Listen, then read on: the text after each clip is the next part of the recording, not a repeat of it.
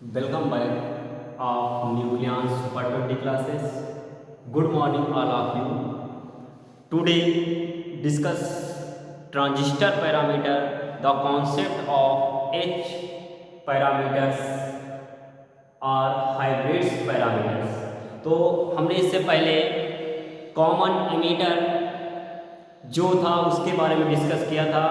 Today discuss करेंगे common collector and common base के बारे में। तो चार पैरामीटर्स थे हमारे पास।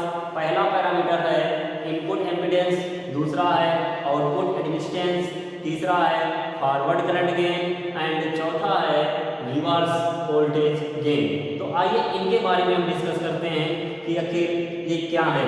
सबसे पहले है हमारे पास इनपुट एम्पीडेंस, जिसको HIC के द्वारा रिप्रेजेंट करेंगे। तो यहाँ पे क्या होगा, जो कलेक्टर होगा वो आपका कॉमन होगा, ठीक।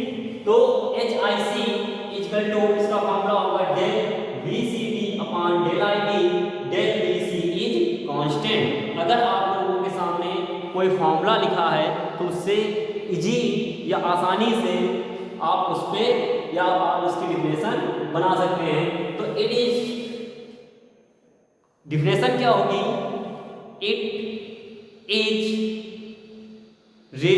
is defined as the ratio of change in base voltage to the change in base current at emitter voltage is constant। Output impedance की डिफिनेशन देखिए, HOC के द्वारा रिप्रेजेंट करेंगे। तो HOC equal to del IE upon del VC del IB is constant. यहाँ पे जो base current होगा वो क्या होगा, कांस्टेंट होगा। तो यहाँ पे इसकी डिफिनेशन क्या लिखेंगे, it is defined as the ratio of the change of emitter current to the change in emitter voltage at base current is constant.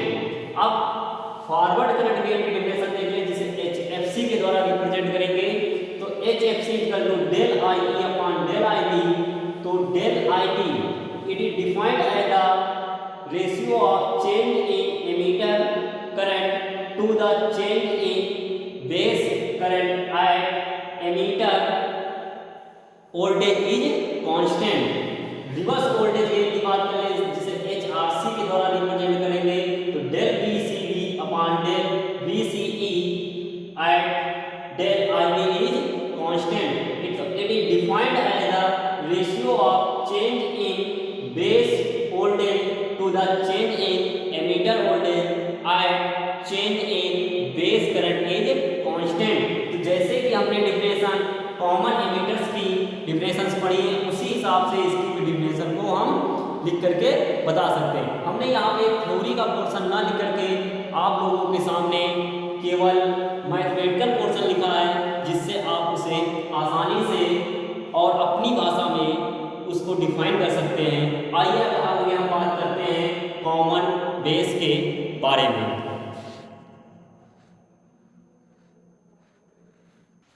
हमने ट्रांजिस्टर्स पैरामीटर अर्थात H पैरामीटर्स के कॉमन एमीटर्स, कॉमन कलेक्टर के बारे में चर्चा कर चुके हैं। जो लास्ट टॉपिक है, अब बात करेंगे हम कॉमन बेस जो पैरामीटर्स हैं उनके बारे में। तो सबसे पहला फिर हम एक बार बता दें कि जो ट्रांजिस्टर पैरामीटर या हाइब्रिड पैरामीटर्स है वो आपके चार प्रकार के हैं। पहला है इनपुट एम्पीडेंस, दूसरा होगा आउटपुट एडमिटेंस, तीसरा होगा forward current gain and last reverse voltage gain. इन चारों की डिफिनेशन के बारे में हम बात करते हैं। आइए तो विलंब ना करते हुए हम सीधे अपने टॉपिक पे आते हैं। पहले जो टॉपिक है हमारा इनपुट एम्पीडेंस, जिसको HIB के द्वारा रिप्रेजेंट करेंगे। तो HIB equal to del VE upon del IE at constant VCB, और इसकी रेंज होगी 20 से 50 ओम्स के बीच में। अब इसको हम कैसे डिफाइन करेंगे, हमारे पास सामने फॉर्मूला लिखा हुआ है, आप इसे आसानी से अपनी भाषा में कन्वर्ट कर सकते हैं। क्या डिफाइन करेंगे, it is defined as the ratio of change in emitter voltage change in emitter current at collector voltage is constant। Okay, अब बिल्कुल सिंपल सी डिफरेंशियल है, आप इसको आसानी से इसको अपनी भाषा में बना भी सकते हैं। और इसकी जो रेंज होगी 20 से 50 ओम्स के बीच में होगी। जैसे कि हमने कॉमन एमीटर्स की बिल्कुल लैंग्वेज सही डेफिनेशन बताई है, आप उसी के अकॉर्डिंग यहाँ पे डेफिनेशन को में थोड़ा सा परिवर्तन कर सकते हैं। अब बात करते हैं आउटपुट एडमिटेंस, जिसे HOV के द्वारा रिप्रेजेंट करेंगे। तो इसका अगर हमें फॉर्मूला पता हो जाए, HOV del IC upon del VCB, I is constant, तो आसानी से हम इसको बता क्या लिखेंगे, it is defined as the change in collector current to the change in collector voltage at emitter current is constant। तो जब कलेक्टर करंट होगा तो आपका कलेक्टर वोल्टेज होगा। अब ये दोनों चीजें शब्द को पकड़िए, फॉर्मूले में थोड़ा सा प्रयास कीजिए। और इसकी जो रेंज है 0.1 से लगा के 10 माइक्रो ओम्स के बीच में होगी। नेक्स्ट है फॉरवर्ड करंट गेन, जिसे HFB के द्वारा रिप्रेजेंट करेंगे। तो HFB equal to del IC upon del IE और VCB इज कांस्टेंट। तो इसको देखिए, यहाँ पे भी देखिए आपका, क्योंकि जो फॉरवर्ड करंट गेन है डायमेंशन लेस है, मतलब इसमें क्या होगा, टोटल करंट गेन है तो करंट की बात करेंगे। तो it is defined as the change, it is defined as the ratio of change in collector current to the change in emitter current at collector voltage is constant। और इसकी range होगी 0.9 से लगा करके 0.1 तक होगी। अब देखिए करंट की भी बात करते हैं तो दोनों में करंट लेंगे, तो बेस हमारा कॉमन है तो बेस वोल्ट करंट की हम बात ही नहीं करेंगे, जो चीज कॉमन होगी उसकी हम बात ही नहीं करेंगे। अगला है रिवर्स वोल्टेज गेन, वोल्टेज शब्द मिल गया तो मतलब दोनों क्या होंगे, आपके वोल्टेज ही होंगे। इसको HRV के द्वारा represent, HRV equal to del EB upon del VCB, I is constant. देखिए यहाँ पे भी वोल्टेज, यहाँ भी वोल्टेज है, V वाला आपका कांस्टेंट हो जाएगा। अब क्या लिखेंगे, इट इज डिफाइंड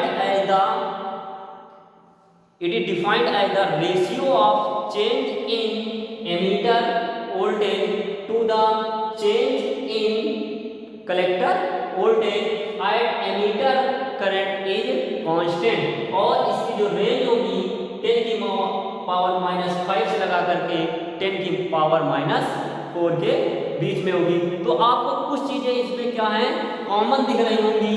पहले में जैसे हमने इनपुट एमिटेंस में बात की है तो हमने बताया कि चेंज एमीटर, जहाँ पे एमीटर होगा, अगर एमीटर वोल्टेज है तो आपका एमीटर करंट होगा, जहाँ पे कलेक्टर वोल्टेज होगा वहाँ पे कलेक्टर करंट होगा। ये दोनों इनपुट और आउटपुट की बात हो जाएगी। करंट गेन, जहाँ पे गेन शब्द होगा तो ये दोनों क्या होते हैं, डायमेंशन लेस होते हैं। तो फॉरवर्ड करंट गेन मतलब इसमें दोनों करंट होंगे, और रिवर्स वोल्टेज गेन मतलब जहाँ पे वोल्टेज गेन होगा वहाँ पे दोनों की बात हम करेंगे, किसकी, वोल्टेज की बात करेंगे।